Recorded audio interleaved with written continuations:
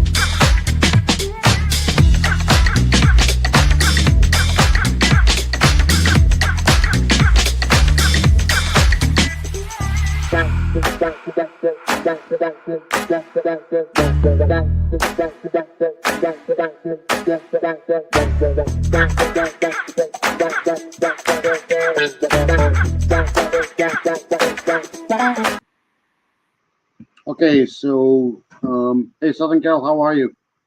Had some extra time on my hands, so I figured I'd come on and do a live. I got home early. So, and it's snowing like you wouldn't believe out. It's doing everything out right now. It was snowing, heavy snow, the really, really wet shit. And then some more snow on top of that. And we have probably about an inch out there. So I don't know what's going on, but it's whatever. It's all good. Everybody can't wait for March. And then when March comes, people can't wait for April. And then when April comes around here, people can't wait for May. And if you're waiting for good weather, you're going to have to wait till about July because it doesn't get good around here until July. So anyways, it's me.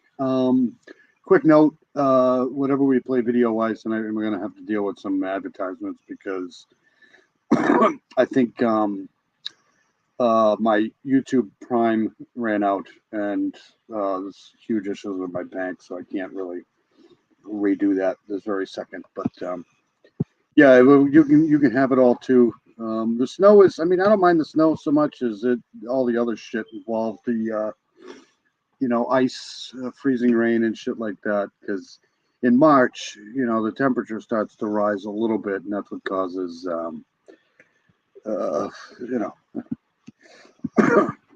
more of the crap. All right. Anyways, so let's get right to it. Hope everybody's had a good week.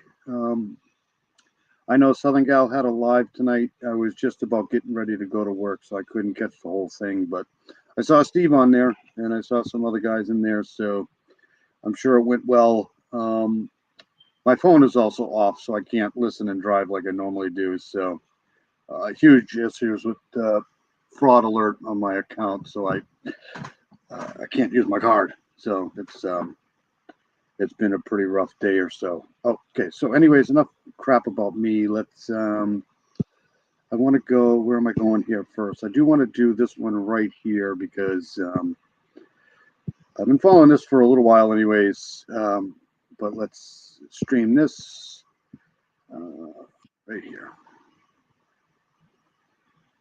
Yeah, me too. I'd rather have it be snow all day. Snow is not a problem. It's the other stuff. All right, so here we go. This is have about her, about her whereabouts the last few weeks. I saved hundreds with Liberty Mutual. Liberty, liberty, liberty. Okay, so this is the dismembered woman. Hold on a second. All right, so coroner identifies woman found dismembered in Cincinnati, Ohio. Let's see here. Dismembered woman who was found in North Fairmont in November has been identified. Coroner, I'm going to butcher this. Lakshmi Samarko identified the woman as Michaela Lucky. Lucky is from Cincinnati area. Samarko said. So let's listen to, I think this is a press conference here. Whoops.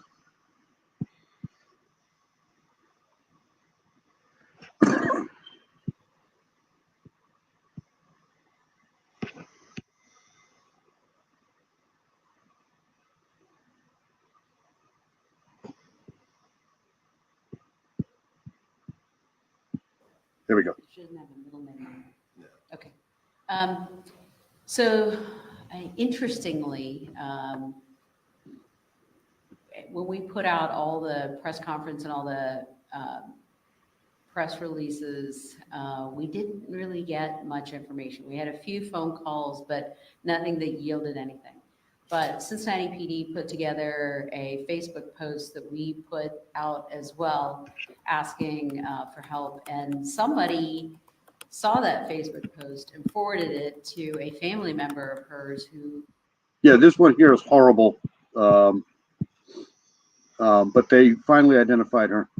Lived out of state. And she contacted our office over the weekend, not this weekend, but a few weekends ago, and said that, this might be her sister. And there were some Facebook pictures that we thought could possibly match with stature and so forth. So we went searching now that we had a possible name, And as it turned out, BCI had her DNA on file, and we were able to match the DNA to the body. And her name is Michaela Lucky. And that's a photograph of her from BCI, from the Attorney General's office. And we are here today looking for any information anybody might have about her whereabouts the last few weeks of October, the first week of November, anybody that she might have been with, any locations where anybody might have seen her.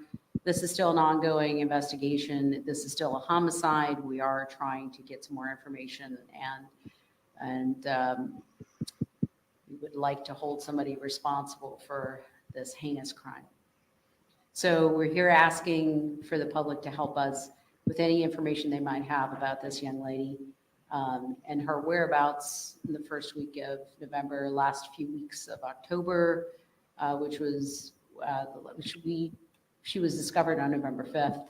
So anybody that has any information about who she might have been spending time with, or who she might have been seen with, where she might have been seen, so forth. Last name is Lucky. I think her first name is M-I-M-A-K. I'm sorry? K-E-Y. So I have her name as Michaela. It's either Lucky or Lucky, something like that.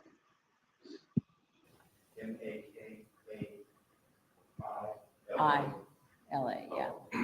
M-A-K-A-I-L-A, last name. I still have your live tonight in my history, so I'll go watch the rest of it a little later. Southern Gal. I also want to do a shout out to what's her face? Mind of Monsters, is that her? She's got a great channel too. I was on there the other day watching the breaking stuff about Riley Strain. We'll get to that in a little while too, but she was doing great coverage. I think her son or something like that was down there in Nashville. But she's got a great channel. I didn't even know she had a channel. But she does a great job. Absolutely. Lucky. When you say that person responded to the Facebook post, whenabouts was that? I had to get up today early to call my bank because I have this fraud protection on my account, and anytime there's some sort of suspicious charge, they just shut my freaking card off. So that doesn't help me at all because now I can't use my card, and of course they do that right at the they can't get in touch with my freaking bank, so they let's see, they shut my card off. They did all of that shit, so couldn't get anything done today. So that's why I was up so late. So I had to go back to sleep for a little while because if I don't get my sleep, I get very cranky.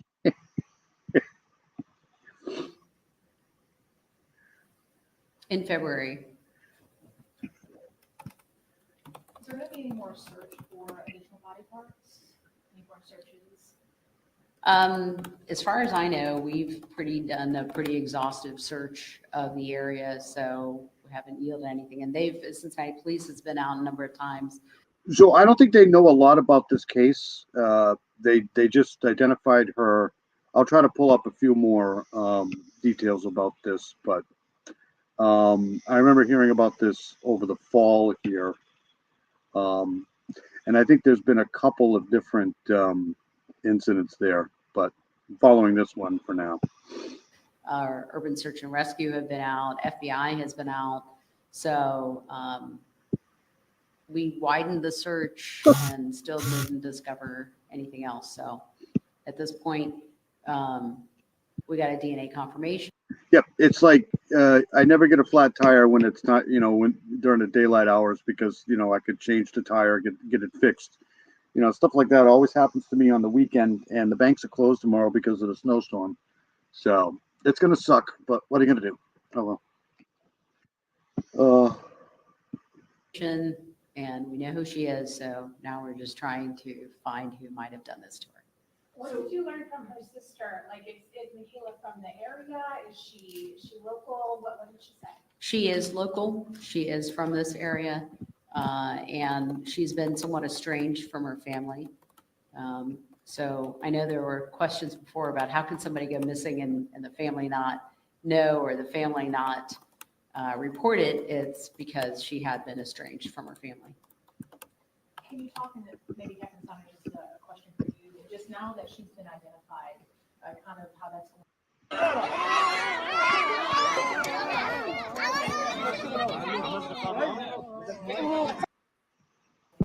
Help with the investigation. Sure. Thanks, Doug. Steve Saunders, Captain of the Cincinnati Police Department, Criminal Investigations Section. So to your question, this identity will help us determine relationships. We're just asking for the public's help and your help as media professionals to share with the community to say, if you knew Michaela, if you knew where she was frequenting, we know she was basically seen in the West End quite a bit of Cincinnati. That might be helpful. I know her name, she went by Kayla, or Bubbles was a nickname. So anybody that is familiar with her, has seen her, and now seeing this. Okay, so I found an article. So this is in Hamilton County, Cincinnati, Ohio. So actually, we'll read it together. Hold on a second. Give me a. Oops, stop screen.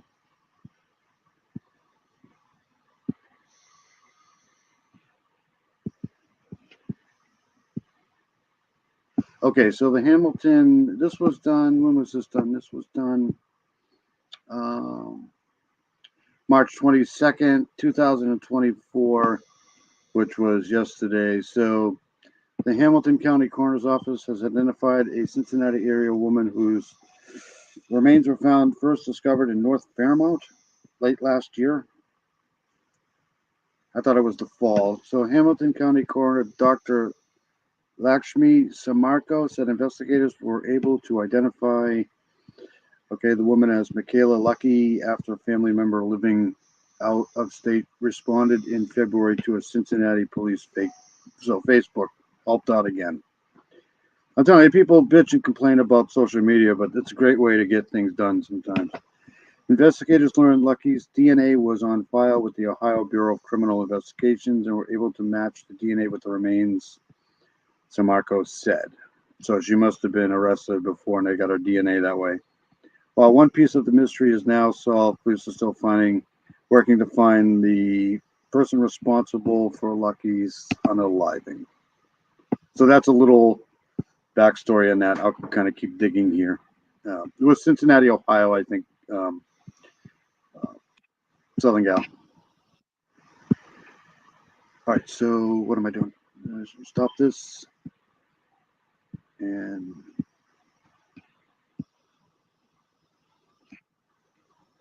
go back here. Picture and having the identity, that's just helpful. And if people are concerned about coming forward with information, we always encourage people to go through Crime Stoppers, 513-352-3040. It's a completely anonymous. That's going to help people come to us with tips. If they want to call our homicide unit directly, they can call 513-352-3542. Ask to speak to Detective Green, Todd Green, or Detective Delisha Grisby. They're the leads on the case. They've done incredible work, just like the coroner's office and the FBI, and so many people have done work to determine who she is. PCI. Yeah, I mean, I saw a case too a couple of weeks ago where they actually used Facebook to find a missing person who was supposedly missing, but nobody responded to the thing, and that was what cinched the case in court. Is she was missing for so long, and nobody was able to identify if she was alive or not on Facebook. So that was one of the things they used in court. So, I mean, social media does have its advantages for sure. It has disadvantages too, but they can get a lot of criminals that way too. FBI as well, and confirm her identity. So, yeah, I mean, that's right now. This is a plea and a call to action to ask the public if someone knows. You're welcome. knows her, has relationships with her, knows where she was in those last few weeks of October and beginning of November. We need you to come forward with that information. We want to find out who she was associated with, where she was last seen, who she was last seen with. And all this information is helpful for us in our investigation, but it is still an active investigation. We're pursuing that information. So, Now, yeah. maybe this has already been answered, but where was she found and what remains were found? Oh yeah, she was found in South Fairmount off of Baltimore Avenue. What was found initially was the torso of Michaela's body, which was no heads, no arms, no legs. About a month later, her head was discovered.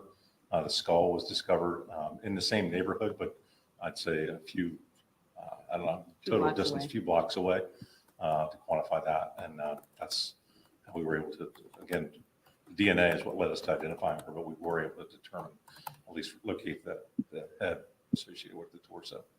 I know the questions about her age. What was her exact age? Fill that in. I believe she was 27.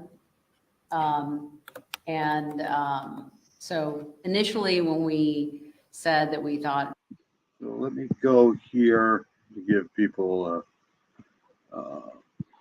idea of where we are here. Yeah, it's terrible. Absolutely terrible. So this is South Fairmont, Cincinnati, Ohio. So if I back out of here a little bit, I mean, Cincinnati's a pretty good sized city. So it's out in here somewhere. That's where the torso was found anyways. Out in here. So it's just outside of Cincinnati a little bit here. Once I get an exact, I'll try to look that up. Let's go here.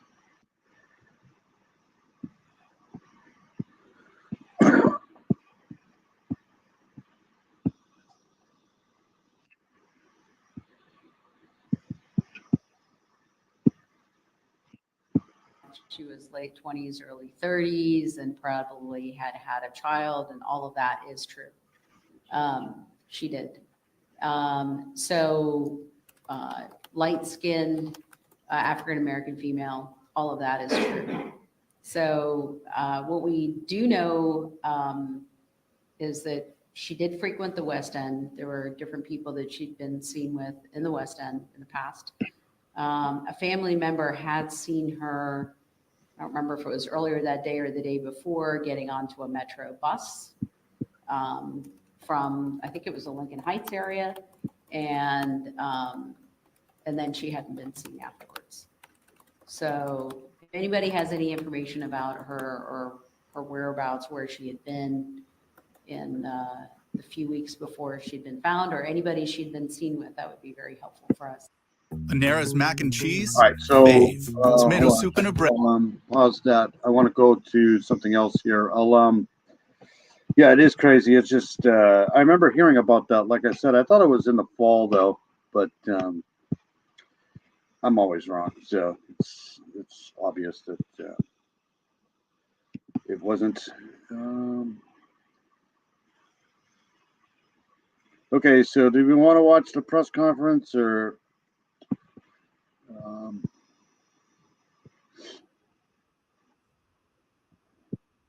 All right, so let's stop sharing this here, and we'll I'll go to the press conference of the Riley Strain thing. It just sucks. I don't think anybody thought he was going to be found alive, but there was hope, right? He either really knocked his head in when he fell, or he was probably roofied or drugged. That's my guess on this here. But remember the case? Does anybody remember the case in England with Nicola? Was it Nicola? Happened over the summer, I think. She fell into the lake, the lake there. It was kind of very similar. She just fell into, and they couldn't find her for weeks and weeks and weeks, and then they found her like I don't know, 100 feet down in the weeds. Nicola something, I forget her name. That was in England. This is a similar case. He just It's just weird. But people drown all the time. It sucks. Young man's body has been recovered from the river. This is approximately 8 miles from the downtown area, so about 8 miles from where he was last spotted on the riverbank. He's been recovered. And I did find out today that that river does flow west. So it basically starts all the way in Ohio and then flows west down into Tennessee. So that would make sense if he ended up in the water somewhere around where that bridge was. He would have probably floated down because of the current. In the western portion of Nashville this morning. His family are getting ready to speak to the public, presumably to thank them. This poor mother and father and everybody, but I mean, you just can't help but feel for the mom. It's just so horrible. For all of the support and the love that's been sent out. Her life will never, ever, ever be the same, ever. This sucks. To them as they've been hoping and praying for Riley's safe return. Oh, this was the news that we thought we might be reporting. And now here we are. It is confirmed that the body that was just recovered is that of Riley Strain. Oh, I can't imagine being his family getting this news. This is going to be an awful lot for them to process. Krista, when we think about how this family has been holding out hope, they've been telling the public that their hope for their son's safe return has been really and truly unwavering. But yet we know these are smart people, and the reality was that this very well could have been an accidental drowning. And from the outset, that was something that was strongly suspected, was it not? It was, and considering how much he was overserved that evening, potentially, as well. I think that if I'm Riley's mother, I want some answers. I want to get a better picture of his entire. Yeah, remember the Nicola Bully case? That was over the summer, I think. Spring or summer. Nicola Bully, she was over there in England. She fell into the water. This is kind of same type of situation here. Yeah, this press conference is depressing here. Entire evening and what happened, and really get a sense of how we ended up in the Cumberland River, drowned so young and full of promise, University of Missouri student. This is just so heartbreaking to me. As my kids just recently went through college, so I can. See, this is what I'm talking about, though. I got to give credit where credit's due. Years ago, a lot of these cases like this here would have never been heard about, right? There would have been no. But nowadays, with social media and stuff like that, YouTube content creators, I think for the majority of people did a really good job. They had people down there looking, boots on the ground. This is what you want to see, right? When it comes to YouTube content creators, to get the word out and help out. This is what this is all about. So I think it was a really good coverage of this. It didn't seem like a lot of people went nuts over this. So. And put myself right there. And, I think I would want to know, I want to know everything right now. I want to know what happened to him, what his last, moments were like. Was there any foul play, or was this a pure accidental drowning? And did these bars that overserved him play any role? Was he drugged in any way? There's a lot of questions I have. Yes, all great questions. I think it takes a couple of weeks, depending on, how bad the body was, but I think it takes a couple of weeks probably to get the toxicology report back, but they'll know a lot more once they get that back, for sure. I mean, in my opinion, I think he was probably roofied or something, but that fall he took, that didn't look good either. Questions, Krista, you're right. And now that Riley Strain's body has been recovered, it can be taken for a full and complete. You and I are on the same page, Southern Gal. I try not to cover most popular things going on at the same time, but yet you kind of have to because it's a case too. I mean, this was, but if you do it the right way and you don't, get flashy about things and, just cover the facts and cover the things when they come in. But I think in this particular one here, people did a fairly good job for sure. Complete autopsy, and officials will be able to give an educated opinion as to whether or not there was any foul play or whether it was just intoxication that led to him winding up in the river that night. Awfully sad news, but news that we certainly thought may come one day, as officials have been searching endlessly, and we're still waiting for Riley Strain's parents to step up to the microphone. To note that if you've ever been to Nashville. So this is, I think, where they kind of found him in this area here. If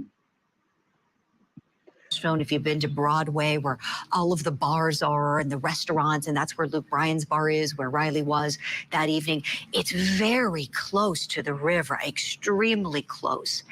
And so if you've been there and you can picture it, you can kind of see how this could have happened. Although it is dreadful, it is the reality, sadly, for his family members. Let's go live to the press conference now.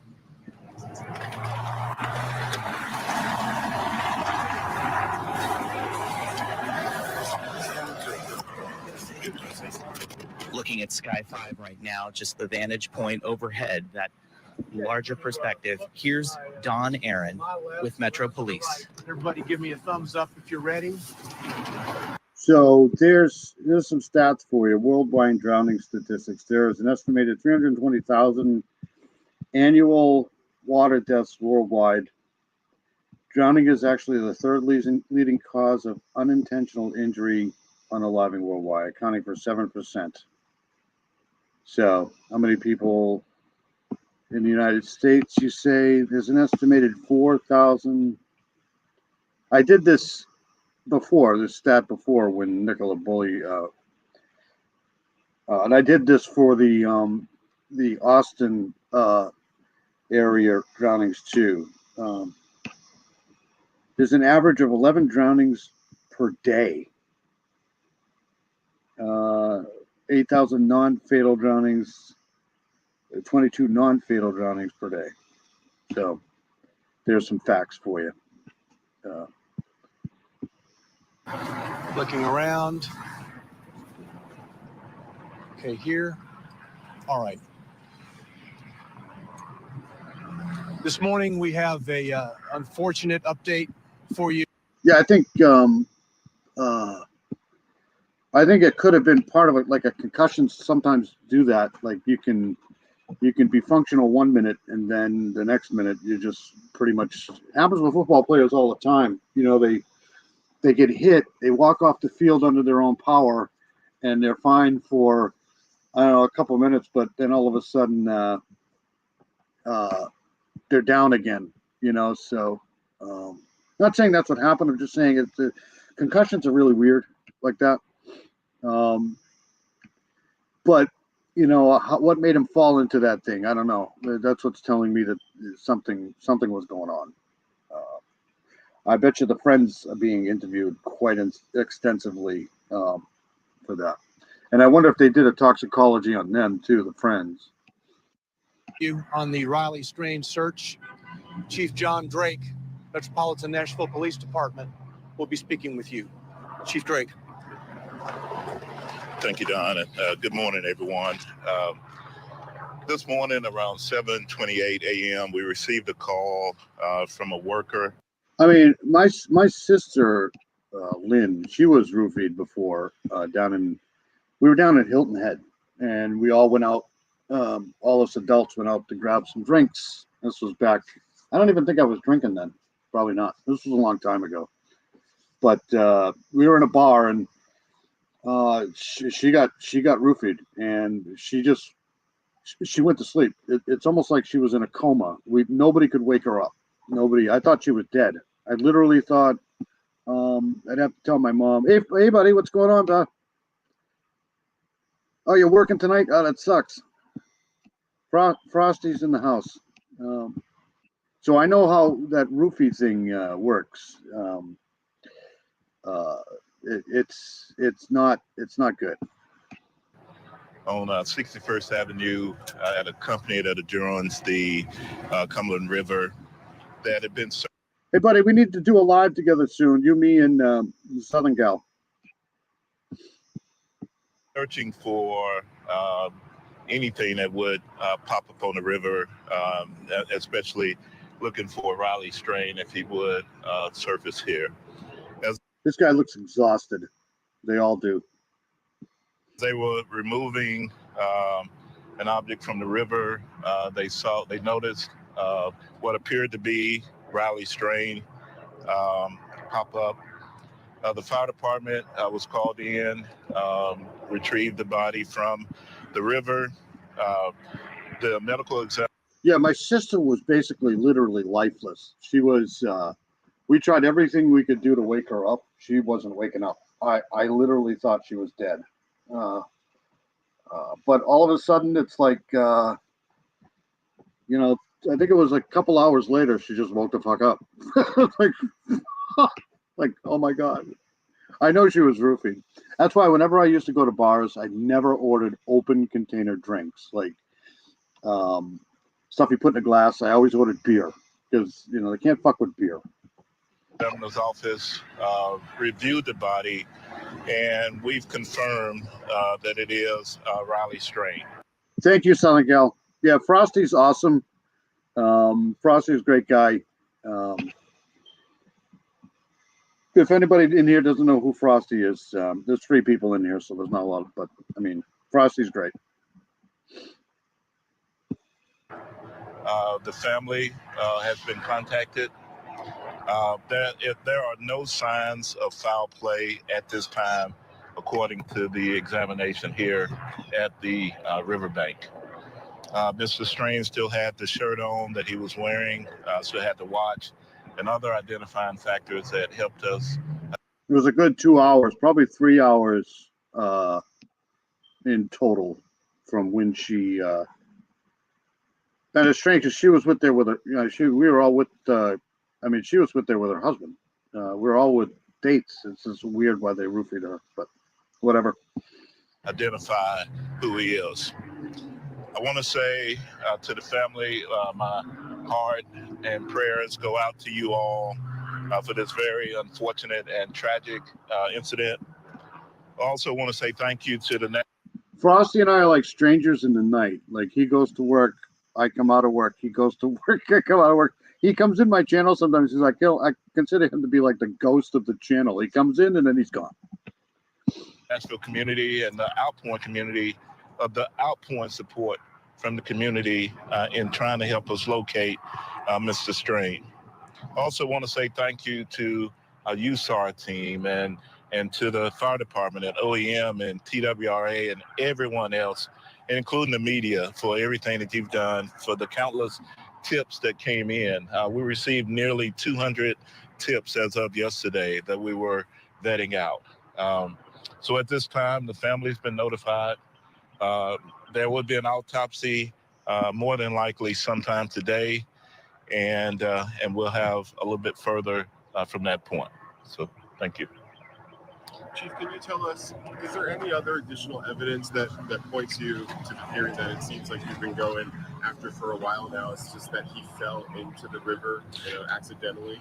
Yeah, there's no other evidence that suggests anything other than we have reports that normally under these circumstances with his height and weight, that he could have surfaced between 14 and 20 days.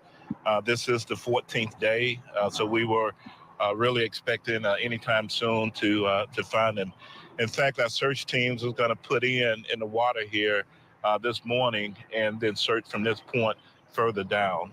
So we were in the right spot. It's just unfortunate, but there's nothing to suggest anything other than any foul play at all. You said that these were crews that were actually looking for him that found him? Yes, that's so there's workers typically on the river, whether it's barge companies, concrete companies, other businesses that actually are on the river, and they look. When do you actually sleep, Southern Gal? I don't ever think. Every time I'm on YouTube, or something like that, you're up. So you must either not get a lot of sleep or never sleep at all. So, I'm glad you're here for sure, but something's telling me you don't get a lot of sleep. Routinely, as it's happened countless times before. And as they moved, I believe, a barge, and don't quote me on that, they removed something from the river, and as they moved it, they noticed Mr. Strain, so and called it in. Typically work on the water. They weren't necessarily search crews. Right. Yeah. Okay, thank you all. Thank you. All right, so let's go to this one here. It's up to them. If they want to wait until take a few more deep breaths, that's absolutely up to them. But I'm going to go see, and we may come back here in a couple of minutes and be ready. All right. I'm gonna fast forward this because I always play this one here, and they don't actually start talking till about in here somewhere. So let's go here.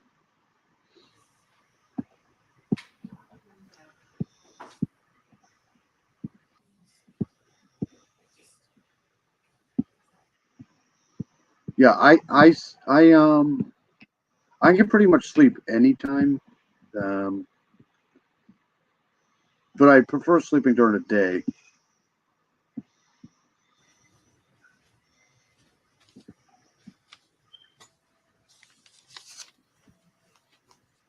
I mean, just look at her. She looks so, it's just so awful. Everybody, you all can come around here to the sides if you'd like.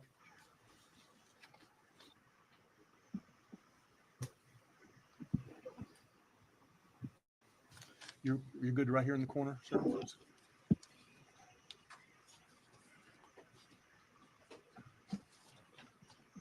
Andrew, you can come around here if you want.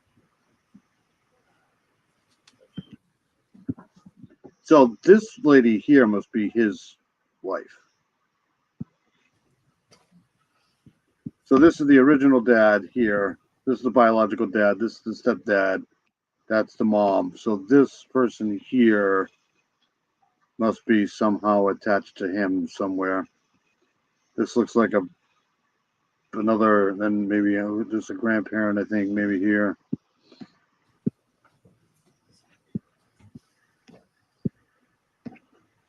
Okay, I've already told everyone why we're here and what's going to happen.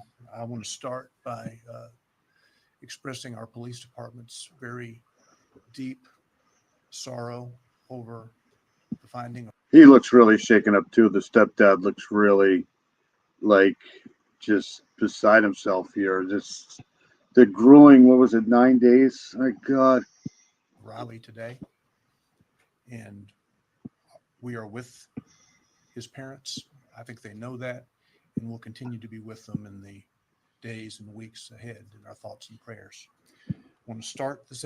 I mean, this woman here is not even here. Like, she's not, it doesn't even seem like she's, I can imagine, just everything's just kind of going through motion right now with her. It just got to suck. This afternoon by introducing Riley's father, Ryan Gilbert. Thank you all for being here, and those of you that help us keep Riley's face in front of the cameras. You've helped us get some closure here and let us take our boy home. I got a lot of people to thank, and I'm sure I'll forget somebody. The NMPD for their efforts. They've had a lot of sleepless nights on this case as well. Can't give them enough thanks. Really appreciate the work they've done. The United Cajun Navy has come in to assist them. They've done a lot of work on the water and land for us. Came in and gave structure to this investigation on our side of it and helped keep things lined out. Can't say enough about them. They stepped up big time. Hats off to them for sure. Dave Flag here with the United Cajun Navy. They've been a great asset to us. The individuals in the area that have come in contact with us that have helped us with numerous things, gathering supplies and taking care of stuff like that, putting up flyers and whatnot. Yeah, it almost looks like she's in some sort of a shock, like just utter shock. Her mind doesn't want to work anymore. It just wants to just not think about this and just get back to where it was. She doesn't want to accept any of this. I don't blame her. The Ward family for all their work. They put up a ton of flyers around town. They've been making phone calls. They've been assisting us in any way they can. All the people that have donated items to them that they've got to us throughout this whole ordeal. Nobody looks like they've slept in days. I mean, All the people back home in our own personal lives that have been there to support us. they do awesome work. Like I said, they really stepped up in this, and hats off to them for sure. And our family at home as well. Thank you for keeping us in your thoughts and prayers. We can't say enough to all of you. Thank you. Oh, I wanted to mention also Gary and Skip Butler came in with the airboats. We've been on the water for a few days with those guys. They've been great to work with us. We can't thank them anymore. It's just unbelievable what they've done for us. Yeah, you gotta really, give kudos to these people that do stuff like this, because, when things like this happen, this is when humanity actually really steps up. It's amazing.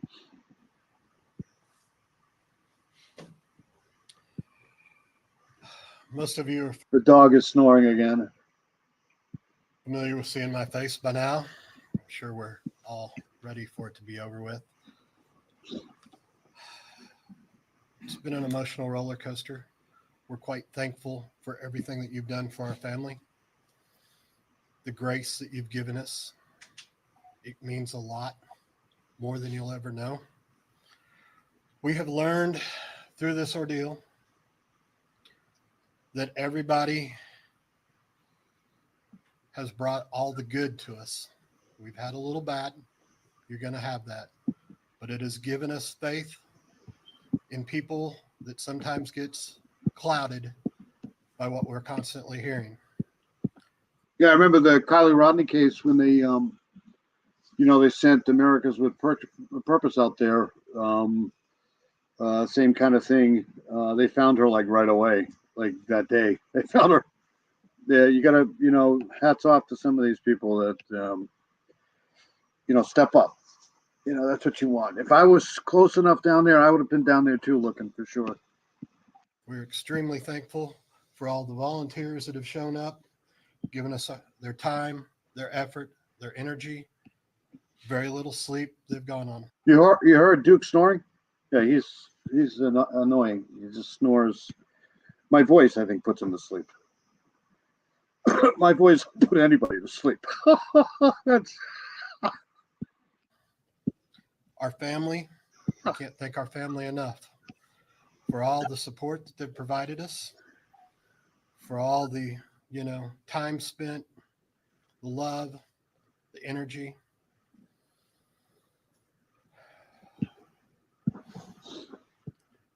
Our friends that we consider family that aren't able to be here, but have been at home, caring to everything that we can't take care of. Thank you. To the people of Nashville, I can't thank you enough for the support, the love, the encouragement that you've shown myself and my wife and Ryan and Millie. You don't understand how much that meant to us in some of our darkest hours.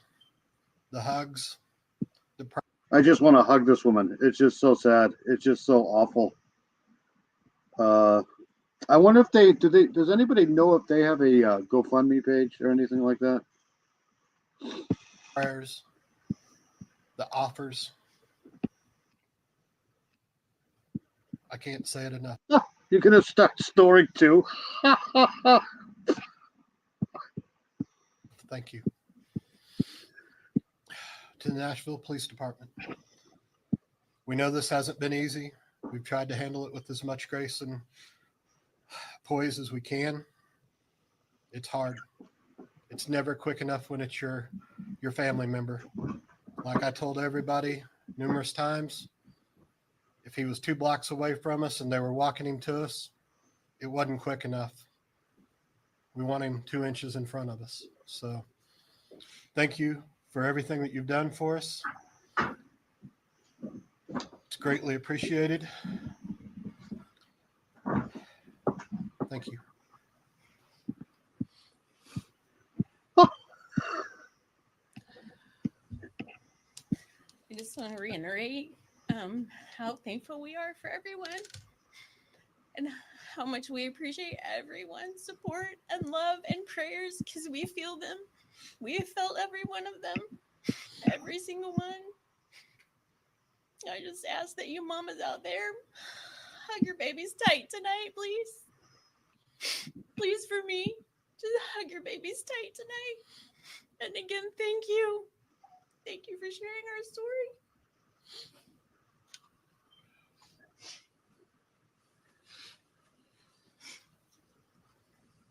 Yeah, I'm not going to take a lot of time. Most of what I would say would just be to echo what's already been said. Outside of that, I would like to extend my thanks These poor people, it's just absolutely, you never want to be in these shoes right here, man. to the media community here and the national media community, who far and by large. It's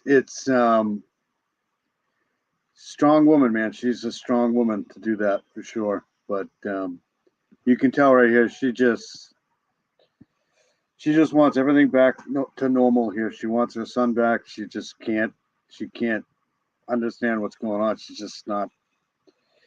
She's doing the best she can, but you know, it's gotta suck. Has been very gracious and very respectful of the situation. It's something that has not frequently been encountered in these situations, in my experience. As far as the Cajun Navy goes, since this is going to be a more or less a short interlude, if there is any interest in it, we would be happy to hold another meeting with the press, and it will likely be tomorrow sometime. Best place would probably be the public park where we first met, and you could. There isn't one person up on here that wants to be standing up here right now. They never expected this. It's just gotta suck. And let me know afterwards if there's interest in that. We'd be happy to help you. Thank you.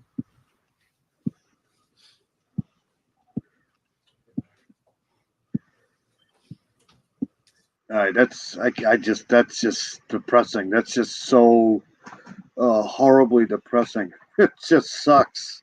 All of that time they were there, and they knew kind of what the outcome was going to kind of be. It's just a horrible thing. Ugh. All right, so I do want to play one more. This is going on in. We'll play the body of the missing Tassajara hiker found. Let's do this. This is.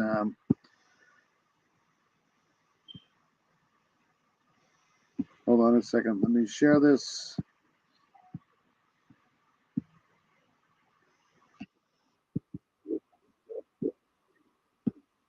We love it too. It feeds our soul and fuels our passion. All right, so this is body of missing Tassajara hiker found. Deputies provide details. Did you cover this one, Southern Gal? This is Monterey County Sheriff's Office hosted a media conference Friday at 4 p.m. offering the latest details on the search for missing hiker Caroline Meister. I think somebody sent out a community thing about this. The day you get your Clear Choice dental implants makes every day a let's dig in day. Take a us this afternoon for this press conference, which will focus on our ongoing search efforts to locate Caroline Meister, who's been missing since March 18th after not returning from a hike in the Ventana Wilderness. Today, you'll be hearing from Monterey County Sheriff Tina Nieto And we will also have a member of our Monterey County Search and Rescue team here, Carlos Pina, who will be available to answer any questions that may come up. With that, I'd like to introduce Monterey County Sheriff Tina Nieto. Thank you, everybody. So there's her image right there. I thought somebody posted something about this a couple days ago. Not sure. And thank you to the public. On March 18th, as most of our community knows, around 11:27 p.m., we received a report that I mean, there's been so many, maybe it's just because people are paying attention now, but there's just been so many missing people over the last month. It's just been a horrible. Caroline Meister had gone missing after not returning from a hike earlier in the day. That same morning, she was reported, the next day, it was reported about 10 a.m. That she hadn't returned, and that started the search and rescue, as we say. That's when it began. What we knew about it at the beginning is it was believed that she was going to go hike the horse pasture trail. Caroline had been a resident of that area and had lived in that area for 2 years, so she was very familiar in the area. Within receiving reports of the possible missing person, our search and rescue team began coordinating search efforts, utilizing both local, state, Oh, I and wanted to play that federal one too, okay. resources. And I want to thank those who assisted with the search. We had over 100 personnel from 13 different agencies out searching for Caroline. Right? I mean, just like every day there's a new person missing. I haven't even been Sebastian Rogers too, right? So tomorrow night I'll probably do a bigger live, but I just wanted to come on because I have nothing better to do. And it's not like I want to wake everybody up in this house. So there's just been so many missing people. The search efforts as our community. I think they caught that guy in Idaho too. That person that escaped jail there. No, again, continued for 4 days, focusing on trails in and around the Zen Center at Tassajara. These searches were conducted based on information provided by other residents who knew Caroline. These residents, as long as, and in addition to that, Caroline's parents, John and Jean Meister, described Caroline as a very experienced and avid hiker who is very familiar with the area.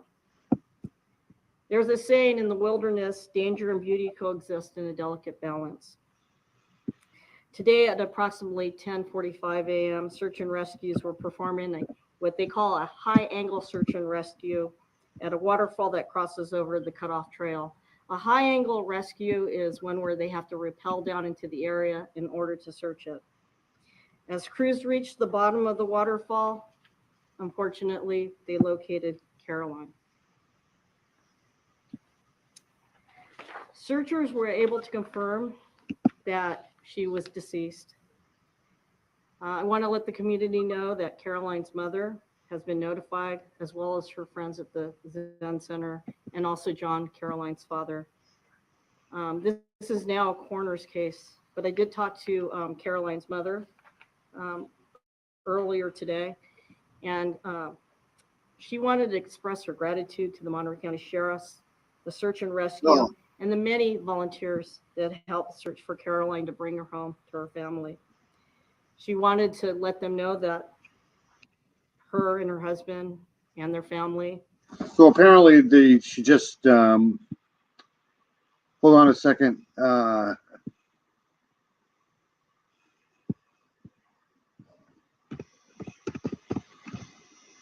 They're basically just saying that she fell off a cliff and ended up in a waterfall. So,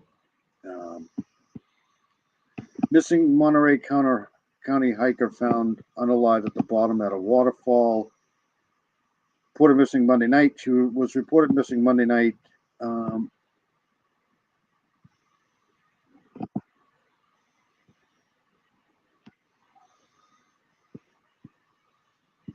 Hold on a second.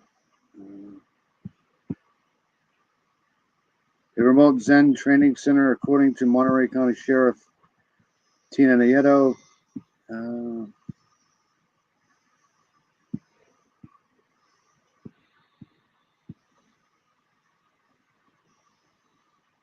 All right, so that's it. So that's, let's get back to this here. We're sending out 11 prayers to all those who assisted in helping bring Caroline home to them. This investigation is now a coroner's case. A forensic exam will be performed to determine the exact cause of death. And I'd like to now introduce, representing the Monterey County Sheriff's Search and Rescue Team today, Deputy Carlos Pena. Carlos was involved in the search and rescue from the beginning, and he was one of the search and rescue teams that discovered Caroline when they did that high angle rappel down to the bottom of the canyon. Well, at least it wasn't foul play, right? I mean, all right, so I'm going to play this one too, because I was following this one for a long time. And hold on a second. And I thought this was going to end up in the Dennis Radar trove of cases, but plot twist in this one here. So let's so this was done this week too. I'll go more into this tomorrow night, but so this is the hold on a second. This is the case of what's her face. So this is the case of the Shauna Garber, McDonald County, Missouri detectives Rhonda Weiss and Lori Howard. They basically cracked this case wide open, and it wasn't Dennis Radar. So This may close. City is investing in Wonder School so they can give parents more childcare options and help. again, sorry about the advertisements. There's nothing I can do at this point. It'll be better tomorrow for sure. Okay, so here we go. Anywhere, police everywhere dust off their cold case files and they look for connections. And fairly often they find them, and cold cases become closed Hey, Charlotte, how are you? Good to see you in here. cases. This is not one of those times. Shauna Beth I thought for sure this was a Dennis Rader victim, but it's not. Garber was found dead in McDonald County, Missouri, way back in 1990. She was 22 years old. She had been raped and choked and 1990, I still had hair. hogtied. But it wasn't until 2021 that police even knew her name.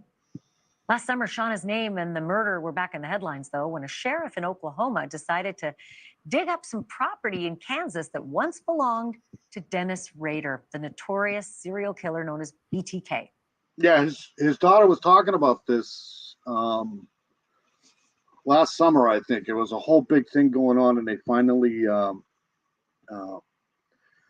kind of solved it. That stands for How's Charlotte doing tonight? Hope you're doing well, Charlotte. find, torture, kill. And Shauna Garber certainly appeared to fit his MO. The sheriff said he found, quote, items of interest, including tangled pantyhose and jewelry that was buried on Dennis Rader's property. And he came on this program to show us. So they dug this up. This is where Dennis Rader and the family lived. And then I think they tore the house down. But then they're going to search for it to go because this concrete was poured over that. Oops. Where the hell was I? Right here. Okay. So then they dug this up. And then they found a whole bunch of shit. So, and they were trying to tie him to this case. And he came on this program to show us. This is the set of pantyhose that had the knots in them. Yes, you can still see the knots in them, and you know. Have you been okay, Charlotte? Hey, Miranda, how are you?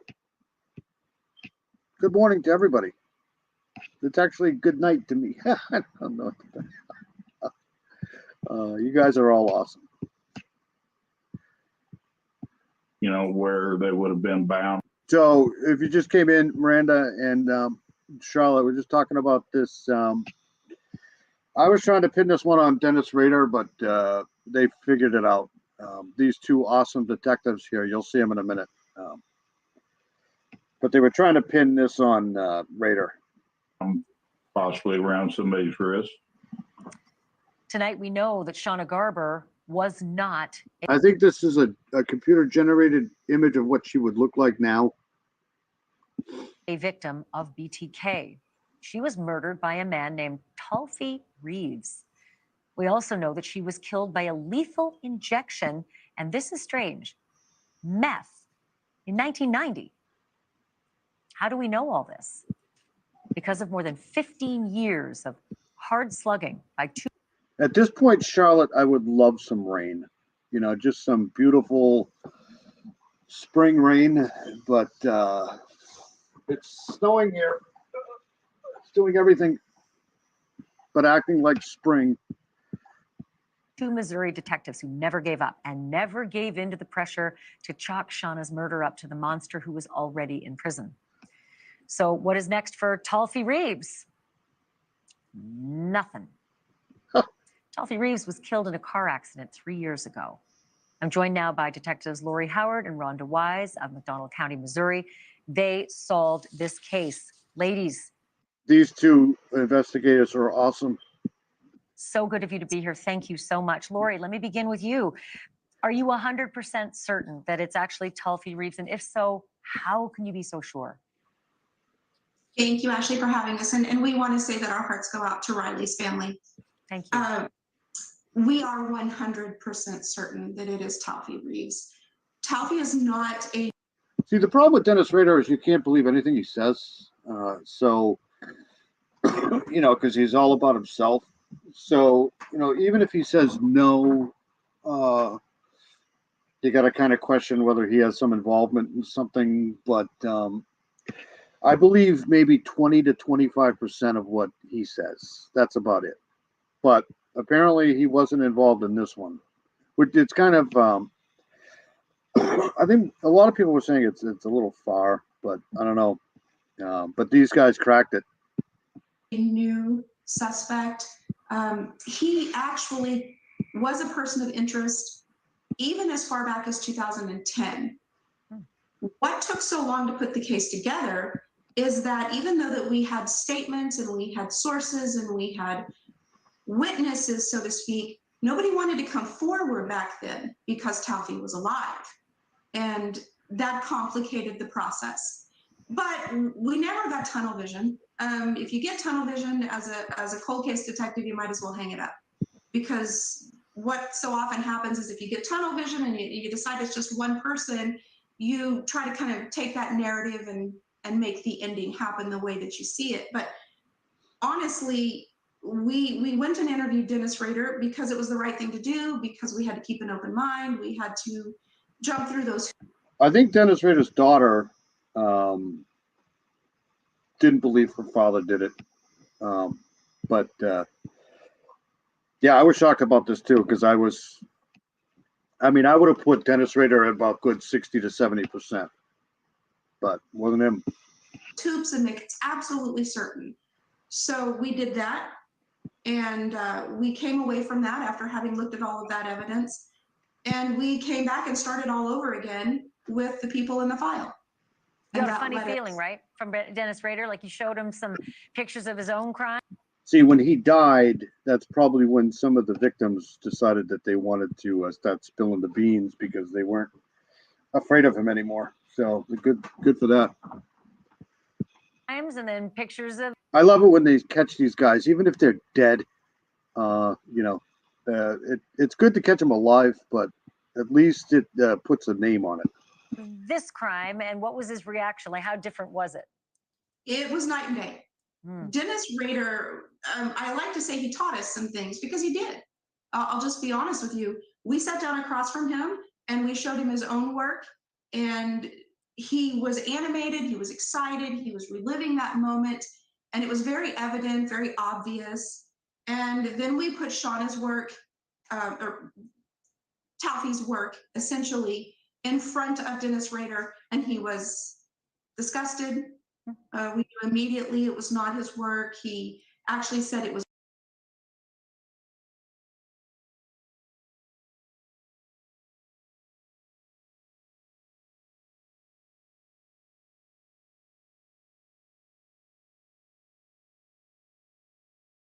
was overkill, it was sloppy, and you know, we had decided pretty much at that moment that that was not his work, but we didn't want to dismiss that. We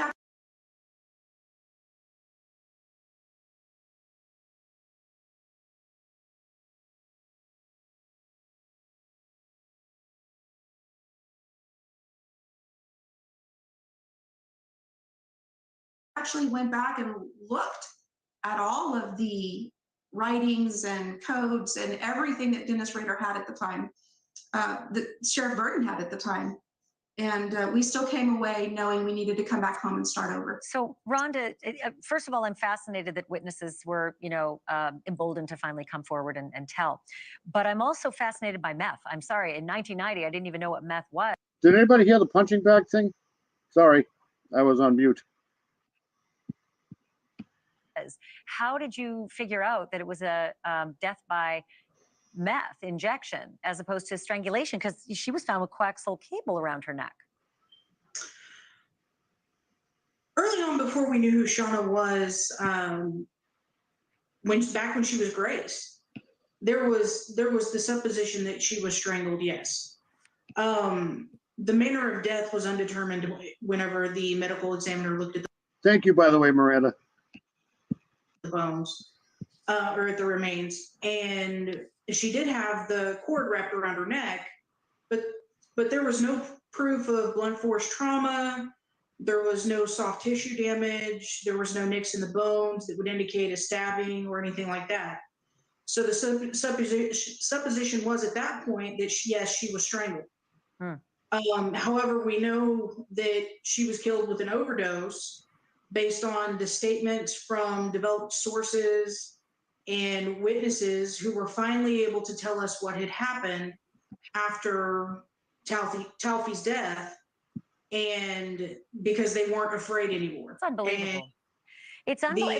It's unbelievable, but then again, because I've met you on this program a couple times, I actually don't find it so unbelievable. You're both amazing, and you're dogged in your work, and I hope you'll come on the air.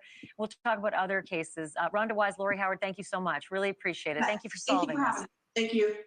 Wow, that's amazing. Just remarkable. So that came out of nowhere, but apparently, according to them, they were on to him for a while. But like I said, I was pretty much in the Dennis Rader thing camp. Did anybody hear the punching bag thing that I was talking about? When I was saying that it's too bad you can't, get Dennis Rader's face and put it on a punching bag and then, sell it.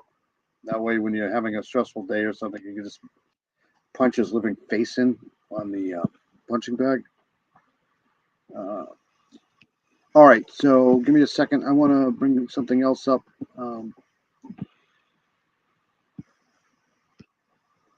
Tomorrow night, I'm going to be going over this case here. Hold on a second.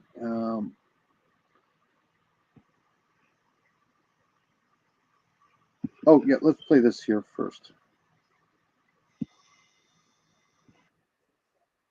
A little bit of Nancy Grace for everybody.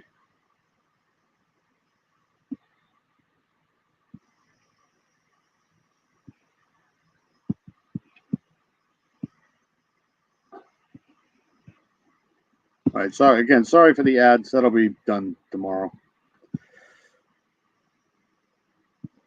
All right, so this is putting Idaho suspect Brian Koberger alibi witness with question marks. So let's find out what this is about.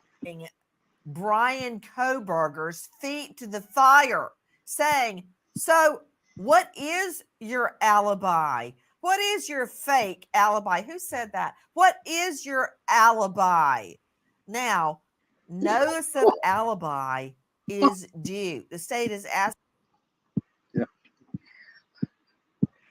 it's too bad we can't get his actual face, but the punching bag face. He went to sleep at 7 p.m. Eastern Standard Daylight Time, and I just woke up. Oh, you just woke up? Wow. That's a long time, isn't it? That's pretty good sleep right there. Yeah, don't you think that's wild, Southern Gal? I thought it was Dennis Rader the whole time, but the hell do I know? All right, so let's do this here. Asking, could you be a little more specific than he's just wandering around town? And the defense is now alluding to the fact they have witnesses that place Brian Koberger somewhere completely different than the crime scene on King Road, where 4 beautiful young University of Idaho students are slaughtered in their own beds. Where is he at 3 a.m.? Have you tried were you the one I was talking to last week about the gummies? The melatonin gummies? They work for me, man. I swear by them. I can't wait to hear this. Witnesses? What witnesses? As I've told many a jury, nothing good happens after midnight. So where is Koberger going to tell Do you think this is a wig? us he was at 3 a.m. at the time of the murders? And what witnesses are going to bail him out of 4 murder 1 charges? You're seeing right there the murder scene. Some of those are photos I took. Let's scroll through because you can see exactly what was going on inside that home from what we believe to be Koberger's perch on a, let me just say, incline in a parking area. Right, yeah, right there. Like where you're looking right now, where you are standing, viewer, right there, you can look right into the home from that parking lot, which is perched a little bit above the home. So you want to tell me that's not where he was at 3 a.m. waiting to make his entrance into this home under the cloak of darkness? Because This guy here gives me Dennis Rader vibes here. This guy, I think this guy here was a budding SKer for sure. I say that's exactly where he was. I'm Nancy Grace. This is Crime Stories. Thank you for being with us here at Crime Stories and on Sirius XM 111. First of all, what is a judge looking for? Will they even respond? Or will somehow Koberger's defense team wiggle out of yet another judicial command? Listen to Nicole Parton, Crime Online. She annoys me sometimes, but she does have good stuff. I mean, it's all sensational, but I just this alibi witness here. We'll find out. Fine. Judge John Judge set an April 17th deadline for Koberger's legal team to provide documents related to an alibi. Last year, at least 2 possible alibis were set out by Koberger's attorney. The first saying it was Koberger's habit to go for long drives alone late at night. Defense attorney and See, that's me. I mean, that's what I do. But I'm not unaligning people. Taylor later gave the court brief information saying, quote, evidence corroborating Mr. Koberger being at a location other than the King Road address will be disclosed pursuant to discovery and evidentiary rules, as well as statutory. If you ever want to get a baby to go to sleep, put them in a nice warm car in the car seat and drive them around for a little while at night, they'll fall right to sleep. Requirements, unquote. The location has not been revealed. Liz, keep showing me Koberger. Wait, no, don't show me. Show me Koberger. Look at him. This guy. I mean, the jury's going to take one look at this and run as if they had seen a monster. I mean, that look in his eyes. You want to be alone in a room with this guy? Sorry, Southern Gal.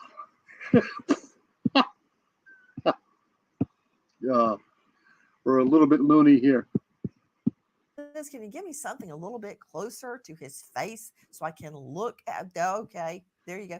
It looks almost normal right there. Kind of like almost a smile, approaching a smile. Okay, there you go. Yeah. I don't want to be in the same room with him unless I was trying him for 4 counts of murder. Joining me now, an all-star panel to make sense of what we know right now. First, yeah, this guy's definitely creepy. He's got that creepy look to him, for sure.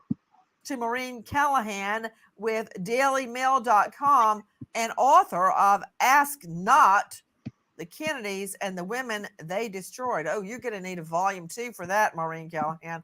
But that said, back to Koberger.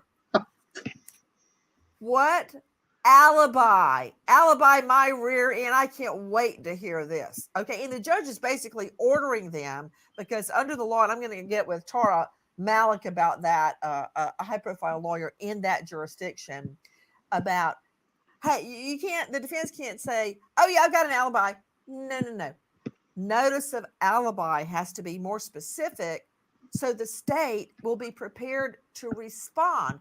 And I mean, and of course, I'm going to go to Delatorre in a moment. What kind of alibi is that? Creepy dude driving round and round and round in circles at 3 a.m.? They got to come up with something better Sorry to hear that, Miranda. than that. But to you, This is the guy right here that Gray Hughes calls McDummy. Maureen Callahan, tell me what's happening. Koberger is now being forced to hand over, fork over an alibi. That's got to hurt. Go ahead. Yeah, I mean, it strains credulity that this guy who is on trial for one of the most savage murders of this young century, seemingly so random, so brutal, is taking about 2 years to come up with an alibi. This one looks a lot bigger than this one. Eyewitness in what is, the trial of his life. It also strains credulity, in a post 9/11 world, we live in a 24/7 surveillance state. Whether or not he left his phone at home or left it off, his car was. Yeah, he's a dumbass, my opinion, Miranda. But all right, let's go back to this here. I'll watch a couple more minutes of this and then I'll. Spotted on surveillance cams, blood with a 99.99998% chance of belonging to a biological male not in his bloodline was found at the crime scene. He was stalking at least one of these victims on Instagram. Yes. Well before the. Yes, Southern Gal. In fact,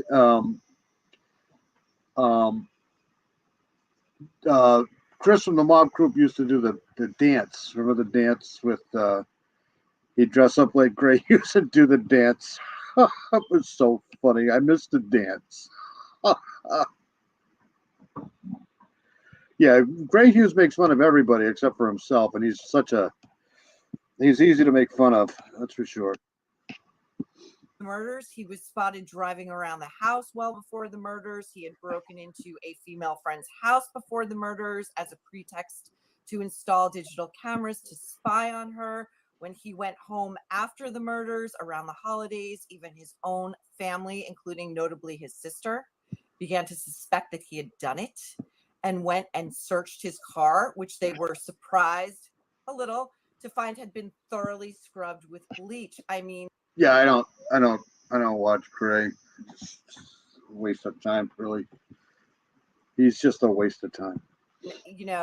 The mountain of evidence is substantial. So it's an insult to a jury that will hear this case to say it has taken so very long to unearth this most crucial witness. Yeah, it's classic. It's when he used to do the dance thing, it was it's Gray Pubes. Yeah. Whatever you do, don't call Gray Gary. He freaking hates it. I used to go on his channel sometimes just to piss him off, but I didn't really. All right, so what was I going to do next? I'll be covering this case tomorrow night. I'm going to get out of this because it's just nothing but a bunch of rumor stuff. But this happened to a couple of college kids here in New Hampshire. They were unalived in Florida. But I'll be covering this tomorrow night. 2 ex-college hockey stars brutally unalived in their Florida home. So let's watch a little bit. Young live loss. A senseless double murder sends shockwaves across the nation when 2 recent college graduates are shot and killed over the weekend. Relationships and domestic situations can be very, very flammable. It may be best to report it to authorities and let, and I mean, the funny thing is like, I do agree with him that, anytime he starts talking about Delphi and stuff like that, all the wackos come out, right? But he's the one that created them all. He created all the wackos. So, So these two girls, they graduated here from New England College up here. It's literally 2 miles up the road here. And they were brutally unalived in their Florida home. I think it was a murder unaliving. So investigation get started rather than, having to deal with the tragedy. On Saturday, March 16th, police in Miami-Dade, Florida, responded to a shots fired call. When they arrived at the scene, first responders found 25-year-old Megan Moore outside, suffering from a gunshot wound. Seconds later, they heard other shots coming from inside the condo. There, they found 23-year-old Sydney Capolino, who had also been shot. Detective Eric Barnes says as soon as the shots fired call came in, first responders sprung into action. Typically, when you have a shots fired call, that call is going to take precedence over any other call that you have, just because you want to neutralize any threat that still may be present, and you want to minimize the loss of life. So any available officer that's in the area is going to be going to that call. So they arrive to the scene and they find one woman outside with a gunshot wound. And then they hear shots coming from inside while they're on the scene. Is that out of the ordinary that would still happen as officers are first arriving? Yes, typically on homicide investigations, when you arrive at the scene, your victim is either transported to the hospital or they're deceased on the scene. Very rarely is there a situation where shots are still being fired. And so that's the kind of the number one rule of arriving at a crime scene: make sure the scene is safe. Because of that cardinal rule, Barnes says first responders likely ran past Moore after she'd been shot and straight into the condo. As soon as the officers arrive at the scene, their first priority is to make sure that it's safe. You also want to, it's a very hard thing to do, because as a human being, you see someone suffering and she may possibly still be alive. But in order for you to be able to provide the help and service that she needs, you have to make sure that the scene is safe. So you have to make sure if there's a threat there that you take care of the threat. Both victims were former teammates on the New England College women's ice hockey team. Moore played 62 games with the team over 3 seasons, and Capolino played 79 games in 4 years. A statement released from New England College reads in part, quote, "Megan and Sydney were known to many on campus, and we are deeply saddened by this devastating news. We are keeping Sydney and Megan's families and friends in our thoughts and prayers at this difficult time." Moore graduated from the school in 2021, and Capolino graduated the following year. After that, the friends moved from New Hampshire to Florida. According to police, 40-year-old Louise Napoles shot and killed both women. Moore's parents told local news outlets their daughter was just acquaintances with Napoles, but police report the pair were in a relationship at the time of the shooting. Is it possible that the large age difference between one of the victims and the shooter played a role in this crime? All right, so I'll be covering that tomorrow night. Let's do this though. I want to go here because this guy. Good night, Mark. Have a good night, buddy. I'm out of here pretty soon too. Let me. I want to go to this one here because this is the case of Daniel Howard. So let's try this here. Turning to some of our other headlines this morning, after hours of deliberation, a jury found former Idaho State Police Trooper Daniel Howard guilty in the death of his Oh, good. wife. So Yeah, this I didn't see this. So they did find him guilty. Awesome. morning, our Brandon T. Jones is joining us live in Coeur d'Alene this morning with the latest. So, Brandon, can you tell us, is there any idea on when we will hear his sentencing? Yeah, good morning, Channing. Well, we're looking at May 23rd on when that sentencing will come down. And Daniel Howard is potentially facing life in prison without parole. And of course, that jury deliberations yesterday, those took several hours as the jury was making that final decision on what Howard would be charged with. Yesterday, they found him guilty of second-degree murder and domestic battery of his wife, Kendi Howard. The 57-year-old former trooper was arrested back on April 21st of last year. Like I said, if anybody has a channel, you're welcome to post it in here as many times as you want. Southern Gal and I are pretty tied into this. We won't follow people who we wouldn't want to follow. So if you got a channel, you're welcome to post it in here. Get the word out, you know. Connection to the 2021 murder. Howard initially called police and reported that his wife shot herself. But when police arrived and investigated, it was determined the fatal gunshot wound on Kendi was not self-inflicted. Howard reportedly turned himself in after Kootenai County prosecutors obtained a warrant for his arrest several years prior, and according to our news partners at the Coeur d'Alene Press, Howard resigned. That'd be my luck. You know, if I was a reporter, as soon as I start reporting somebody in a motorcycle driving by. I do follow Stay. Stay's a good guy. He just, you know, it is what it is. I don't. A lot of the people I don't follow because, like, I have a lot of different opinions than everybody else too. But after he was there's a lot of people I used to follow that I don't follow now because they're just batshit crazy. They're just absolutely crazy. Suspended amid investigations into his alleged criminal activity in Bonner and Kootenai County. So, over the last, I've been following Rick Snay for a long time. Him and I used to follow Cat 2 years ago. They've been in the Delphi case forever. Cat was great. All right, let's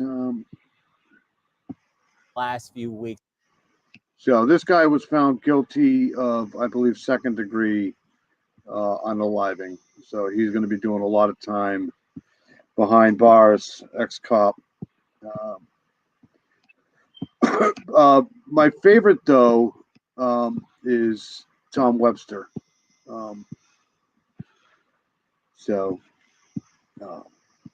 Snay's good. Snay's all right.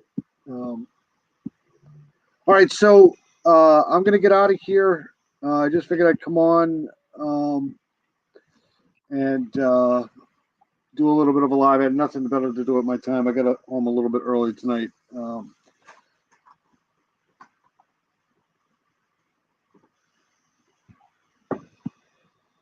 Yeah, Tom Webster is awesome. He's just,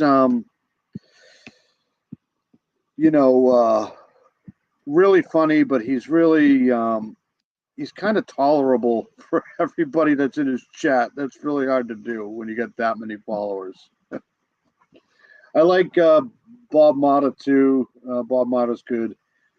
Who else? The Gazella's fantastic. Gazella, I've been following Gazella for forever, since she was, I think I was following her since when she had like 1,000 followers, and now she's got like 2-3 million followers. So she's really good. But I'm gonna get the hell out of here. Snay's a bass player, so I was in a band too, so bass players and drummers get along. So I'm gonna get the hell out of here. Thank you, Miranda, for coming in. Thank you, Charlotte. Thank you, Southern Gal. Southern Gal has the best lives ever. Check her out. Pretty sure you guys have. Mark was in here. Thanks, Mark, for coming in. Appreciate it. Frosty was in here. I know Frosty. Charlotte was in here. Charlotte, thank you very much for coming in. Hope it stops raining over there soon across the pond there. And I'll be doing another live tomorrow night, early morning, probably about. Hey, Big Fish, Small Pond, how are you? Yeah, Gazella's just Gazella. She's it's really hard to find better than her. At one point, I was going to do a top 10 creator list, but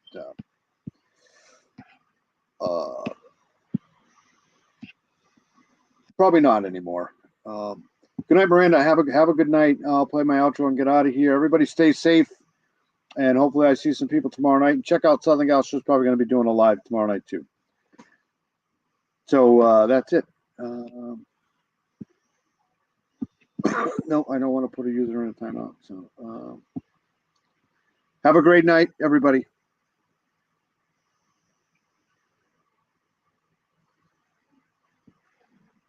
The hell am I doing?